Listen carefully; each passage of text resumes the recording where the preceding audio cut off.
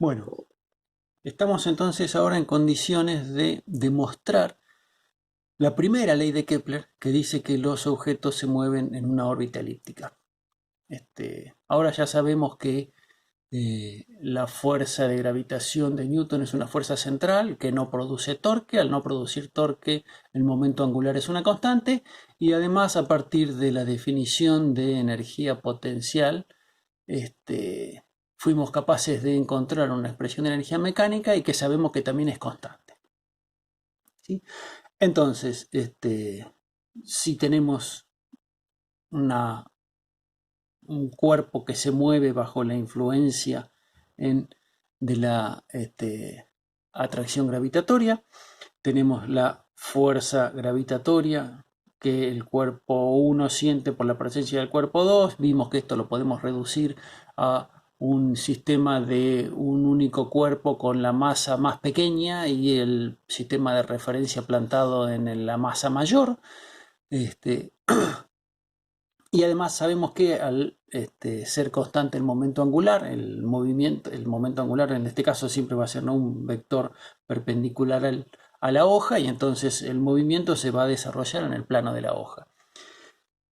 Eh, entonces lo que podríamos ver es, supongamos que tenemos una trayectoria cualquiera, donde en un determinado instante de tiempo la velocidad sabemos que es la tangente a esa trayectoria, y entonces la velocidad la podemos descomponer en una componente radial y una componente perpendicular al radio. ¿Sí? Entonces, si descomponemos a lo que vamos a llamar Br como una velocidad en la dirección radial y B alfa como una velocidad perpendicular al radio, entonces podemos decir que Br no es otra cosa que dr a dt, o sea, cómo cambia el radio con el tiempo. Esta es la velocidad radial. Y B alfa será entonces R por omega, donde omega será la velocidad angular instantánea en ese momento. Y por definición de velocidad angular es la derivada del ángulo respecto del tiempo, donde este ángulo es el ángulo que hace el radio vector con alguno de los ejes, en particular con el eje X. Entonces, si partimos de una partícula en interacción con una masa mucho más grande, entonces ponemos el sistema de referencia en el centro de la masa mayor y decimos que tiene una energía mecánica que viene dada por su energía cinética más la energía potencial, y sabemos que esto es constante. Entonces la energía mecánica va a venir dada por 1/2 de la masa por la velocidad al cuadrado menos la energía potencial, o sea, más la energía potencial, pero la energía potencial negativa, que es G por el producto de las masas dividido R.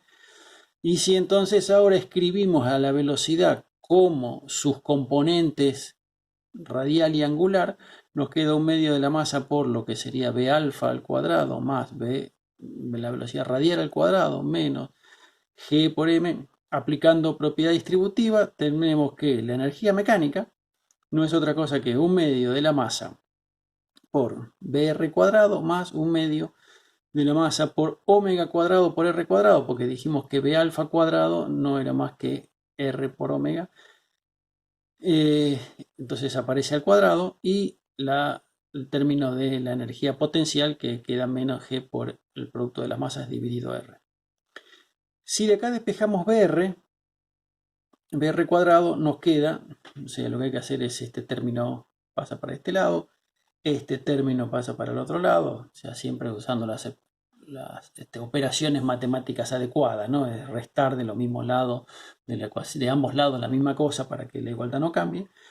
Llegamos a que la velocidad radial, el Br al cuadrado, es 2 veces la energía mecánica dividida la masa, menos omega cuadrado por R cuadrado, más 2G por M, ¿sí? Sobre R. Nos queda una expresión, en principio, dependiendo de R. Pero además, también sabemos que L es una constante, ¿sí? Porque ya lo habíamos demostrado que la fuerza es una fuerza central y que el torque para una fuerza central es 0. Entonces, el módulo si L que es un vector es constante, entonces el módulo del vector también permanece constante. O sea, permanece constante el módulo y la dirección. El módulo lo podemos escribir como M por R. O sea, el L era el producto vectorial de R por MB. Entonces el módulo será el módulo de esto por el módulo de esto por el seno del ángulo que forman. Entonces me queda M por R por B por el seno del ángulo y B por el seno del ángulo que están formando, en este caso R y B, me da justo la B alfa que yo había utilizado en la descomposición de la velocidad en una componente radial y una componente ángulo. Acá lo llamé tita el ángulo entre R y B. Entonces el momento angular, el módulo del momento angular lo puedo poner como M por R por B alfa, ¿sí? Pero B alfa habíamos dicho que era R por omega, entonces me queda M por R por omega, es MR cuadrado por omega. Y entonces podemos escribir a omega por R como L dividido M por R. De acá tenemos, esto es L, M R cuadrado omega, entonces R por omega, si divido por M de los dos lados y divido por R de los dos lados, tengo que omega por R lo puedo escribir como L sobre M por R. Esto es una constante, por eso lo estoy usando, ¿no? Entonces si lo reemplazo en la expresión de BR cuadrado, que era esta que tenía acá, lo reemplazo acá, entonces me queda esto al cuadrado, queda L al cuadrado, M al cuadrado, R al cuadrado en este término, y me saqué de encima el término de omega, la componente angular. Esta me queda simplemente dos veces la energía mecánica, que es una constante, dividido la masa, y acá me queda este término que también es una constante, dividido R.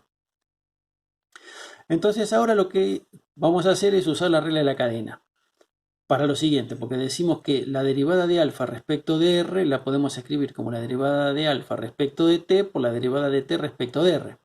Pero la derivada de t respecto de R la puedo escribir como 1 dividido la derivada de R respecto de t, ¿sí? Y la derivada de alfa respecto de t es omega, y la derivada de R respecto de t es BR. Entonces me queda que de alfa de t es omega por 1 sobre BR.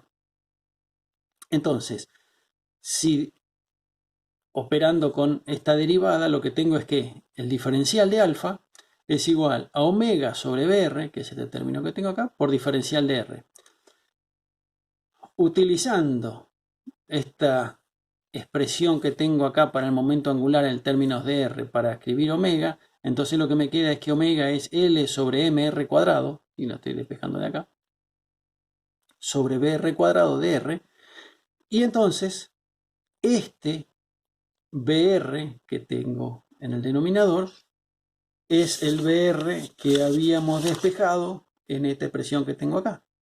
Entonces, cuando escribo el diferencial de alfa como L sobre MR cuadrado dividido BR, acá me queda que BR es la raíz cuadrada de 2 veces la energía mecánica sobre M menos el L cuadrado sobre R. Y esto es una expresión que solo depende de R.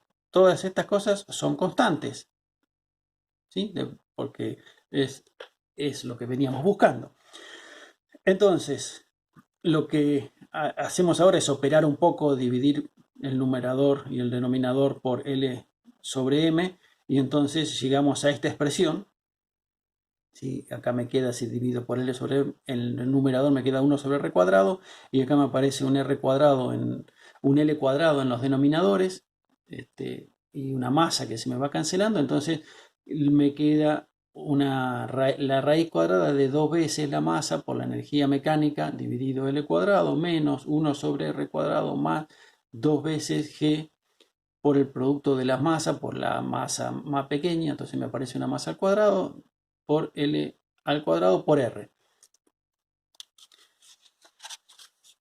Ahora lo que hacemos es, vamos a llamar A igual a menos 1, B igual a menos 2G por el producto de M por M cuadrado dividido L cuadrado, y C lo vamos a llamar a 2 veces la masa por la energía mecánica dividido el momento angular al cuadrado.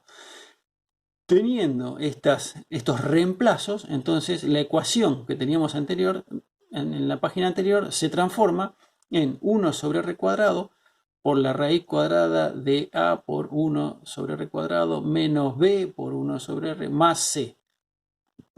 Fíjense que estoy llevando esta expresión que tengo acá a algo que pueda resolver y lo encuentre en una tabla, porque ahora haciendo este cambio de variables, decir que u es igual a menos 1 sobre r, entonces u cuadrado me va a quedar como 1 sobre r cuadrado, y de acá el diferencial de u es 1 sobre r cuadrado diferencial de r.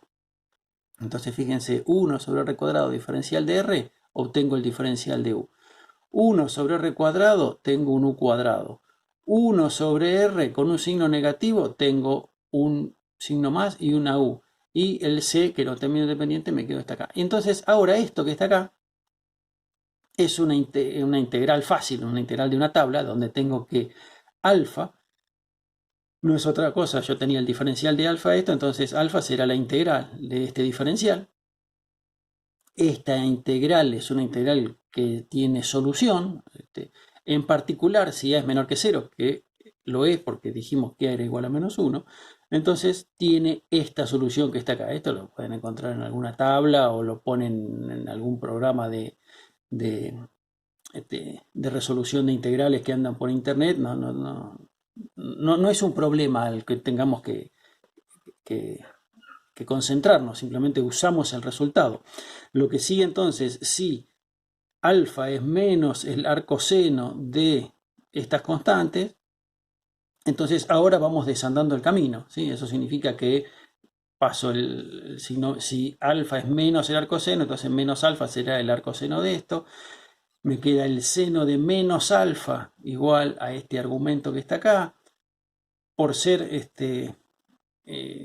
la función seno una función impar, yo sé que el seno de menos alfa es igual a menos el seno de alfa, y entonces me queda menos el seno de alfa, a esto que tengo acá, que reemplazando u por lo que era, u era igual a menos 1 sobre r, entonces reemplazo en u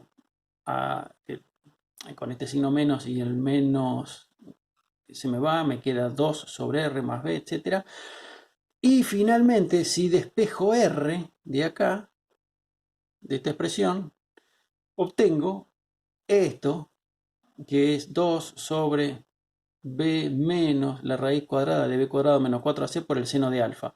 O si divido todo por b, para que en el denominador me quede algo de la forma 1 menos algo por el seno de alfa, y en el numerador me queda 2 sobre b, esto no es otra cosa que la ecuación de la elipse en coordenadas polares, o sea, cuánto vale r para cada valor de alfa, ¿sí?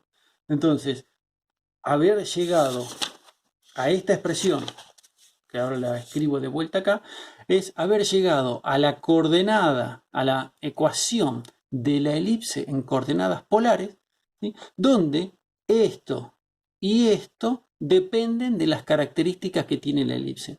O sea, la ecuación de una elipse, cuando ustedes la van a buscar, se puede escribir como esto.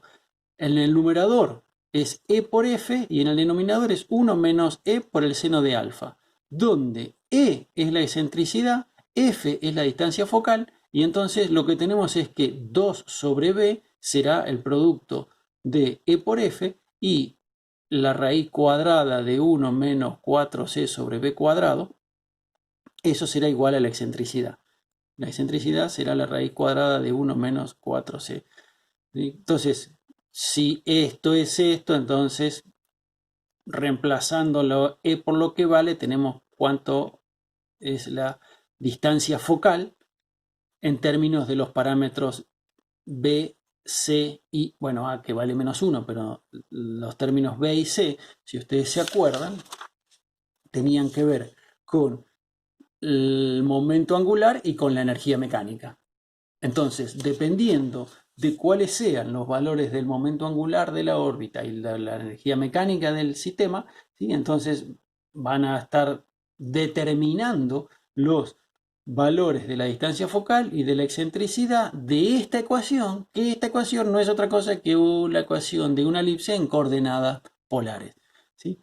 No pudimos hacerlo de manera inicial, la demostración de la primera ley, porque no conocíamos la expresión de la fuerza gravitatoria de Newton, no conocíamos que el momento angular se conservaba y, digamos, teníamos que esperar a tener todas esas herramientas para poder hacer este desarrollo. Es más o menos complicado, pero es un desarrollo al alcance de cualquiera de ustedes. Lo pueden entender, me refiero, para poder llegar a demostrar, partiendo de las leyes de la ley de gravitación universal y de las leyes de conservación, tanto del momento angular como de la energía mecánica, poder llegar a demostrar que el movimiento necesariamente es en una elipse.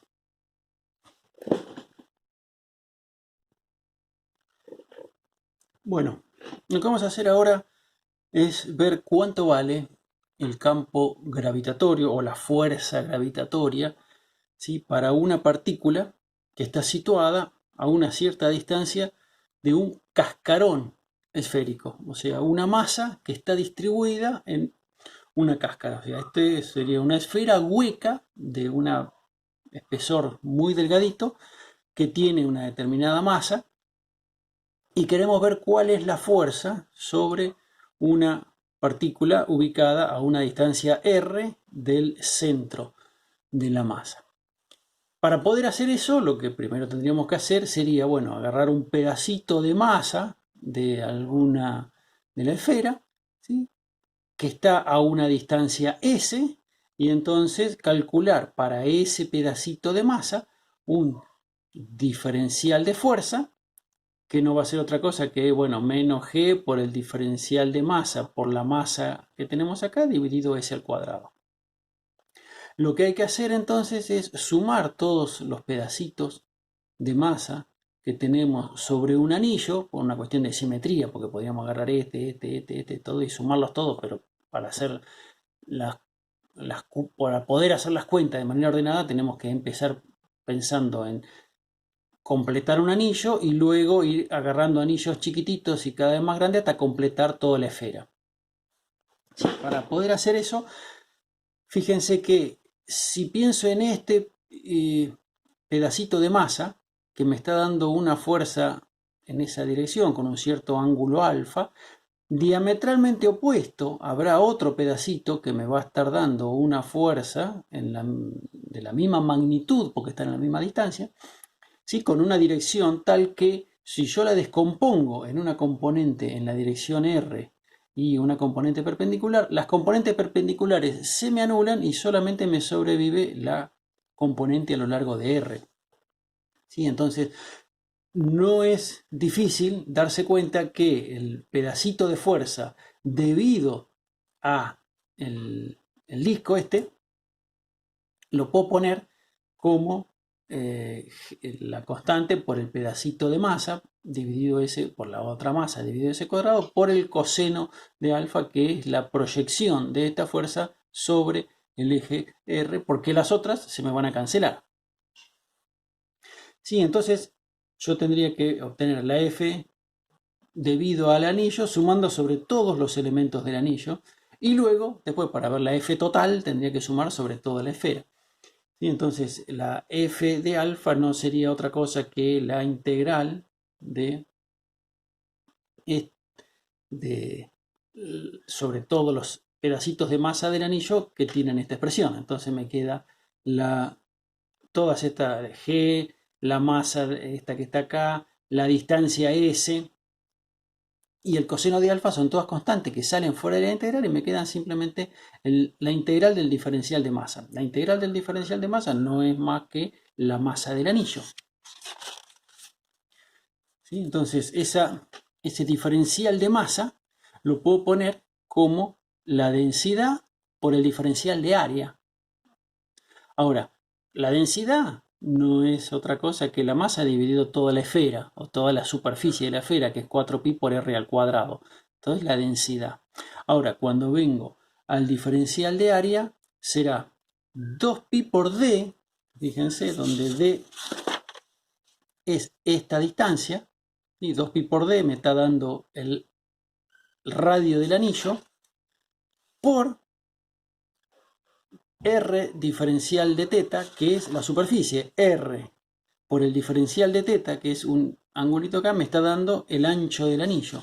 Entonces tengo el perímetro por el ancho del anillo, esto me está dando el diferencial de área. Pero este d, que es el radio del anillo, no es otra cosa que r por el seno de teta. Entonces lo puedo escribir acá como r por el seno de teta en lugar de d, y el diferencial de área entonces resulta ser 2pi por este r con el r que viene de acá, un r cuadrado, seno de teta, diferencial de teta. Uniendo lo que es el diferencial de área con la densidad, entonces para obtener el diferencial de masa, ponemos todo, simplificamos los pi que aparecen arriba y abajo, los r cuadrados que aparecen arriba y abajo, aparecen simplemente que el diferencial de masa lo puedo escribir como m sobre 2 por seno de teta diferencial de teta.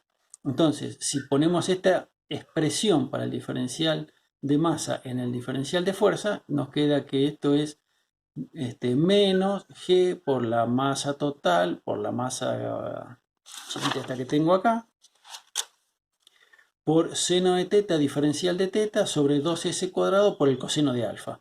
Y esto era lo que teníamos para un anillo. ¿Sí? Ahora lo que hay que hacer es ver cómo nos las ingeniamos para integrar, ¿sí?, en todos los ángulos y obtener para toda la esfera. Entonces acá vienen una serie de pasos que vamos a hacer. Por ejemplo, usando el teorema del coseno para el ángulo teta. El teorema del coseno dice, dado un triángulo cualquiera, ¿sí?, el teorema del coseno me dice que si yo elijo un ángulo, entonces este lado al cuadrado es igual a este lado al cuadrado más este lado al cuadrado menos 2 veces el producto de este por el coseno de que está acá adentro. ¿Sí? O sea, s cuadrado, que sería esto, es igual a r cuadrado, r mayúscula cuadrado, más r minúscula al cuadrado, menos 2 veces r mayúscula por r minúscula por el coseno del alfa. Entonces, ¿qué tengo acá? S cuadrado es igual a r mayúscula al cuadrado más r minúscula al cuadrado menos 2 veces r por el coseno. Si diferenciamos esta expresión, este y este son constantes, porque r, que es la distancia entre el punto y el centro de la esfera, permanece constante, y el radio del cascarón esférico permanece constante. Lo que está variando es s. ¿Sí? Entonces, s cambia, pero estos dos no cambian, de modo que cuando hago el diferencial de esto, me queda la derivada de este, que sería 2s por el diferencial de s, y diferenciando esto, recuerden que estos dos son constantes, me queda la derivada de esto por el diferencial. La derivada del coseno es menos el seno, que con este menos se me hace un más, entonces queda 2 veces r por seno de teta diferencial de teta. Y entonces este 2 con este 2 se va. Cuando despejo seno de teta diferencial de teta, en términos de s y de r, me queda s sobre r minúscula por r mayúscula, diferencial de s. Entonces eso lo voy a reemplazar en esta expresión que tengo acá de seno de teta diferencial de teta. Ahora de vuelta voy a usar el teorema del coseno, pero para el ángulo alfa ahora. Recuerden que el ángulo alfa es este que está acá. Entonces, usando el mismo criterio, me queda que r cuadrado es igual, r mayúscula al cuadrado es igual a r minúscula al cuadrado más s al cuadrado menos 2 veces s por r minúscula por el coseno de alfa. Sí, r cuadrado es r mayúscula al cuadrado es igual a r minúscula al cuadrado más s al cuadrado menos 2 veces r por s por el coseno de alfa. ¿Sí? Entonces de acá yo, si estas dos las paso para el otro lado, me queda r cuadrado menos r minúscula al cuadrado menos s cuadrado igual a menos 2 r por s por el coseno. Y si de acá despejo el coseno de alfa, de esta expresión, me queda que el coseno de alfa es s al cuadrado más r al cuadrado menos r mayúscula al cuadrado dividido 2s por r. Esta expresión de coseno de alfa la vamos a reemplazar acá, y esta expresión de seno de teta diferencial de teta la vamos a reemplazar acá. Y entonces vamos a tener que el diferencial de fuerza. ¿Sí? Recuerden que esto era ya para un anillo, lo podemos escribir como menos G por M sobre 2S cuadrado por, en lugar de escribir seno de teta diferencial de teta, escribimos S diferencial de S sobre R minúscula por R mayúscula, y en lugar de el coseno de alfa vamos a escribir S al cuadrado más R cuadrado menos R mayúscula al cuadrado dividido 2R por S. Operando, o sea, haciendo los productos de estas dos paréntesis que tengo acá, me queda una expresión en función de S, el del diferencial de S. Y si saco factor común, R cuadrado, R minúscula cuadrado por R, entonces esto me queda 1 más estas dos dividido S cuadrado, y que esto era el diferencial de fuerza en términos del diferencial de S, y se obtiene la fuerza total integrando desde S igual a R menos R, que corresponde a θ igual a 0, porque estamos acá. O sea, este punto va a ser S igual a R grande menos R chiquita. Perdón, R minúscula menos R mayúscula. R minúscula menos R mayúscula, que corresponde a θ igual a 0. Y tenemos que integrar hasta acá, que va a ser R minúscula más R mayúscula, que corresponde a θ igual a 180. Entonces, hasta ahí estamos teniendo en cuenta, entre los límites de integración entre R minúscula menos R mayúscula y R minúscula más R mayúscula, estamos teniendo en cuenta toda la esfera. Entonces, nos queda esta expresión, que hay que evaluarla entre R minúscula menos R mayúscula y R más R. Esta integral es fácil, porque tiene que ver con 1 sobre, digamos, S y 1 sobre S, porque este estaba al cuadrado con un signo menos, donde ahora en S habrá que reemplazar R más R y R menos R, hacer la regla de Barrow, y se los dejo como ejercicio. Cuando hacen todo eso, les queda simplemente que la fuerza total de un cascarón es menos G por M sobre R cuadrado. Tanto puenterío para llegar a esta expresión, que es la que justifica que cuando nosotros hacemos una interacción entre dos partículas, lo que hacemos es una masa, la masa del Sol la consideramos la masa del Sol concentrada en un punto. La masa de la Tierra consideramos la masa de la Tierra concentrada en un punto. ¿Por qué? Porque acabamos de demostrar de que para un cascarón es lo mismo considerar que toda la masa del cascarón está concentrada en el centro, siempre y cuando tenga un punto fuera del cascarón.